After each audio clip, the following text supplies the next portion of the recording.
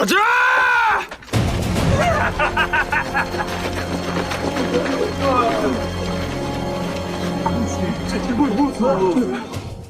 김숙흥 의외로 개그 캐릭터인데? 현재 고고전에는 중간중간 분위기를 환기시켜주는 개그 캐릭터들이 있습니다.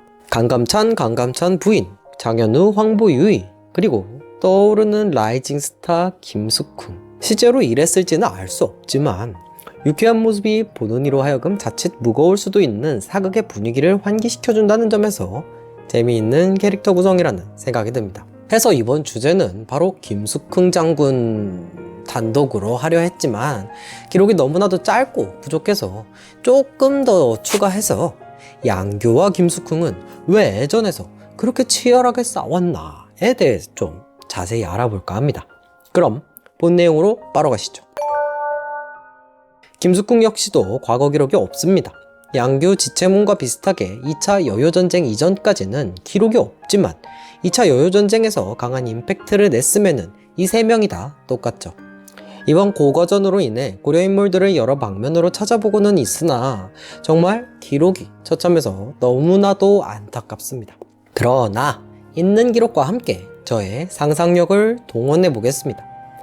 김숙흥은 귀주 별장으로 중랑장 보량과 함께 요성종의 퇴근길을 시원하게 말아줍니다. 이후 1011년 1월 28일 양규와 함께 거란군이 접근한다는 정보를 받아 애전에서 요격하여 1000여 명을 참수하죠. 그리고 여기서 요성종의 본대가 나타나서 둘은 정말 처절하게 하루 종일 싸웠다고 합니다. 기록상으로는 고슴도치같이 화살을 맞았다고 하니 우리 양규 장군과 김숙흥 장군이 얼마나 치열하게 싸웠을지, 그 둘을 본 요성종이 얼마나 분통이 터졌을지 정말 희비와 만감이 교차하는 부분이 아닐 수 없습니다. 그래서 이 당시 왜 양규와 김숙흥이 명백한 전력적 열세에도 불구하고 퇴각하지 않았을까에 대해 고려 백성들이 도망칠 시간을 벌기 위해서라고 알려져 있는데요. 이에 대해 조금 더 알아보겠습니다. 가장 일반적인 추측입니다. 기록상 구출한 고려 백성이 3만여 명 정도 되었다고 하기도 하고 그 많은 백성들 중 일부는 애전에서 적을 소탕하면서 구한 백성들도 있었을 것이기에 충분히 합리적인 추측이 될 것입니다. 그리고 이 결과로 3차 침공 이전 병사로 환산되거나 무기를 만드는 대장장이 등의 수많은 능력자 백성이 있었을 것이기에 더욱 빛나는 전공이라고 할 수 있겠네요. 하지만 이게 가장 큰 이유는 될 수 있겠지만 단순히 이 이유만으로 죽을 때까지 싸우진 않았을지도 모릅니다. 지난 양규 영상과 고려 거란 전쟁의 영웅들을 소개하는 영상에서 추측했던 것처럼 양규가 처음부터 압록강에서 적을 소탕할 계획을 세우고 정성에게 후일 요군이 압록강을 건널 때 배후를 쳐줄 것을 당부하고 출진하진 않았을까 하는 생각도 듭니다. 그렇게 양규는 이곳에서 자신의 목숨을 버리더라도 끝까지 요군을 물고 늘어져 최대한 지치게 만들고 병력 손실을 더욱 내게 만든 후에 압록강에서 더 많은 손실을 요군에게 안겨주기 위해 그렇게 끝까지 싸웠는지도 모르겠습니다. 또는 정성에게 미리 이야기하지 않았더라도 오랜 시간 같이 북방을 지킨 정성이라면 당연히 우리의 분전을 헛되이 보낼 리가 없다고 생각했기에 더욱 죽을 때까지 싸워서 결국 압록강에서 소탕해 줄 것을 바라고 그렇게 싸웠는지도 모르죠. 이 둘의 결사항전으로 인해 정성이 압록강에서 퇴근하는 요군을 조금이라도 더 섬멸할 수 있었다. 백성들이 도망칠 시간을 벌 수 있었다가 지배적인 추측입니다. 하지만 고려는 이 둘의 결사항전으로 인해 얻은 게 하나 더 있었으니 바로 외교적 위치입니다. 만약 양규와 김숙흥 같은 결사항전 세력이 존재하지 않았다면 요군은 큰 피해 없이 무사히 퇴각했을 수도 있습니다.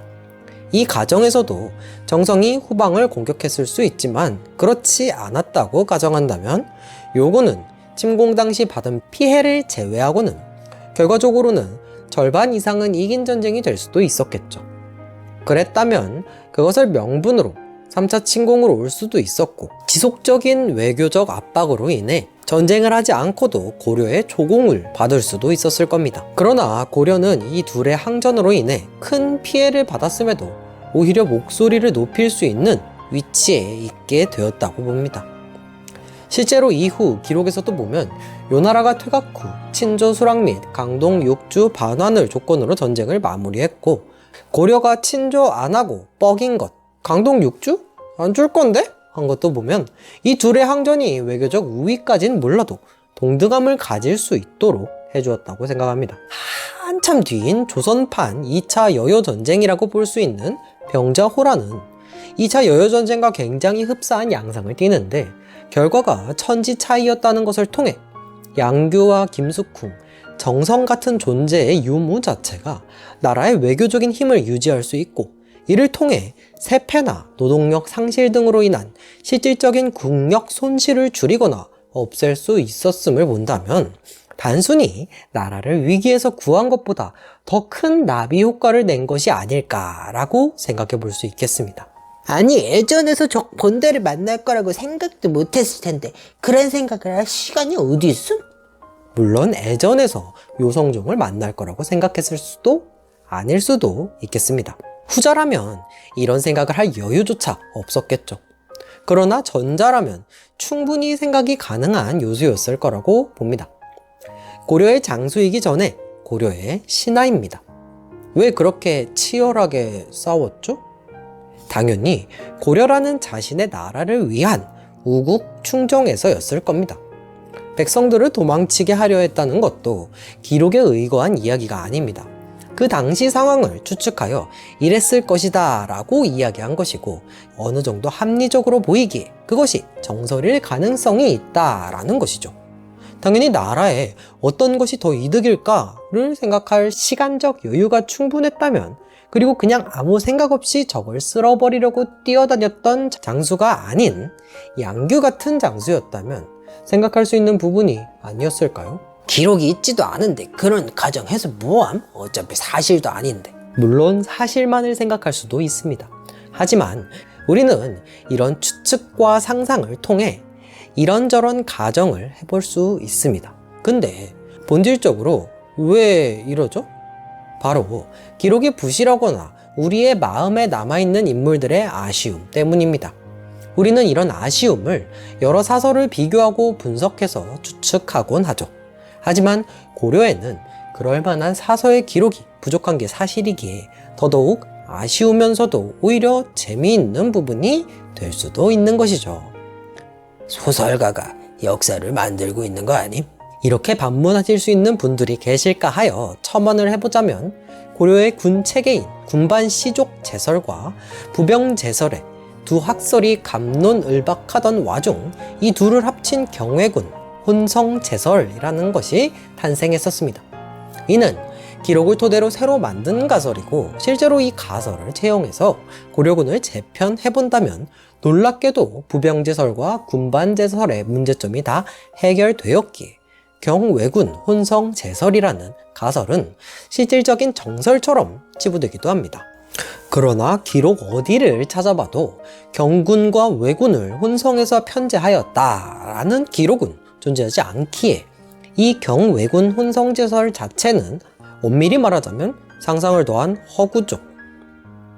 여기서 이에 대해 더 자세히 이야기하면 머리만 아프기 때문에 이 정도로 하고, 제가 하고 싶은 이야기는 바로 상상력이 역사의 일부가 될 수도 있다는 이야기를 하고 싶었습니다. 물론 실제 하는 물증이 있는 게 더 확실하겠지만, 기록이 없다면 이런 추측에서도 힘을 얻을 수 있다는 부분이 바로 앞에서 말한 경외군 혼성제설의 예입니다. 설령 양규 장군과 김숙궁 장군이 여기까지 생각하지 않았다고 하더라도 고려의 유리한 외교적 스탠스를 가져온 것은 사실이기 때문에 이런 생각을 해보았습니다. 이랬든 저랬든 이 둘은 지원도 없고 요군의 병력에 비하면 진짜 세 발의 피 같은 병력으로 여기저기서 공격을 감행하면서 백성들을 구해냈으니, 이 당시 가장 중요한 물자가 바로 사람, 즉 노동력이었다는 것을 감안한다면 후일 3차 침공에서의 대병력을 동원 가능했던 것도 양규와 김숙흥의 이런 어마어마한 노력의 결실이 아닐까 생각합니다. 다만 한 가지 안타까운 점은 이런 기록들이 너무나도 간략하게 나와 있는 모습이 정말 통탄을 금치 못할 일이 아닐까 합니다. 구국의 영웅이라고 칭송받는 이순신 장군만큼의 대접을 받아야 할 분들이 너무나도 간략하고 축소되어 이런 드라마로 조명되는 일이 아니라면 점점 사람들의 기억 속에 잊혀질 수밖에 없는 것이 너무나도 아쉬운 부분입니다. 이후 김숙흥은 정사품직에 해당하는 장군으로 추정됩니다.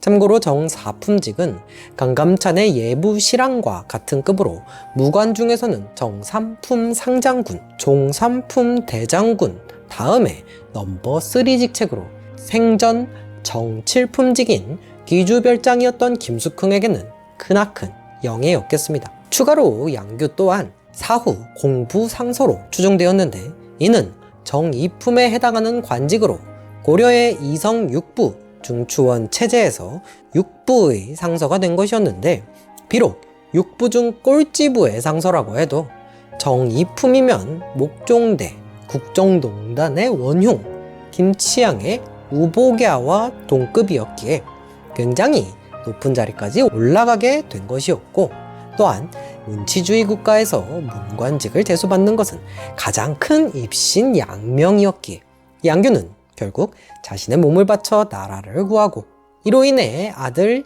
양대춘도 종6품 교서랑을 제수받았다고 하니 아버지로서도 자랑스러웠겠습니다.